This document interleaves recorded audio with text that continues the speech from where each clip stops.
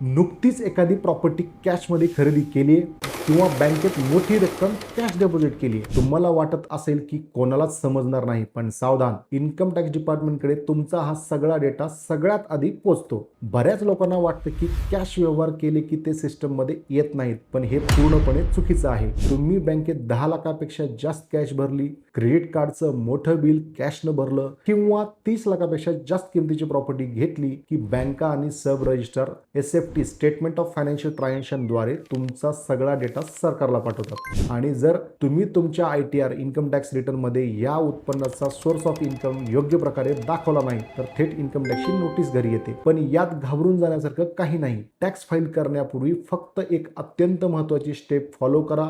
तुमचा AIS annual information statement download करा. त्यात सरकारकडे तुमच्याबद्दल कोणकोणते ट्रान्झॅक्शन रेकॉर्ड झालेत हे स्पष्ट दिसतं. हा डेटा तुमच्या ITR सोबत मॅच करा आणि एक्सपर्टच्या सल्ल्याने रिटर्न फाईल करा. सगळं पारदर्शक ठेवलं तर नोटीसचं टेन्शन शून्य. तुमचा AIS कसा चेक करायचा किंवा अशा हाय व्हॅल्यू ट्रान्झॅक्शनचा ITR अचूक कसा फाईल करायचा, जर तुम्हाला नोटीसपासून वाचायचं असेल तर आत्ताच खाली ITR अशी कमेंट करा किंवा आम्हाला संपर्क करा. धन्यवाद.